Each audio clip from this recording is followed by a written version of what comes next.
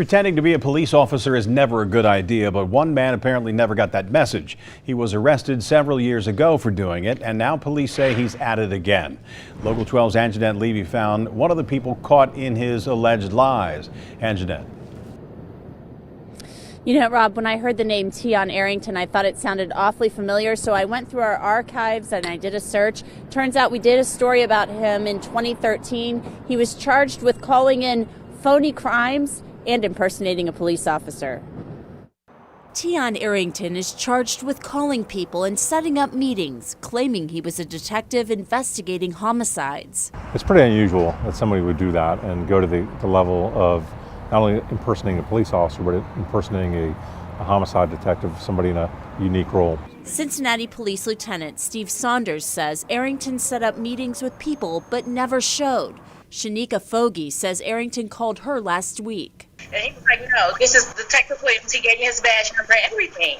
Foggie says Teon Arrington said a homicide victim had her listed in his contacts, but when she went to the police department, there was no Detective Williams, so she filed a report. It makes me feel very uncomfortable, and the fact that he has my information, it's like, who else has my information if he can get it? Foggie later found out Arrington had been posing as a city sanitation worker. His Facebook page says he works for the city, and he's wearing a uniform in some of his photos.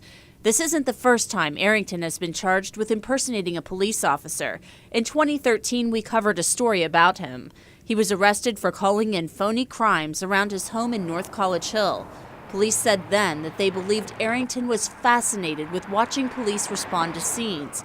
And they say if anyone receives a call from someone claiming they're a police officer, they should verify it. If they're not sure if the person they're talking to is legitimate, just ask, can I call you back at a number? Verify the number. If you go to the Cincinnati Police Department's website, our contact numbers are out there. Cincinnati police say that detectives working on this case have reached out to mental health professionals to see if there's some type of help that can be offered to Teon Arrington.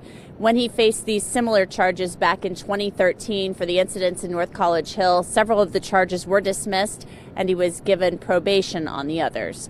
Reporting live at the Justice Center, ANGENETTE LEVY, Local 12 News. Rob, back to you.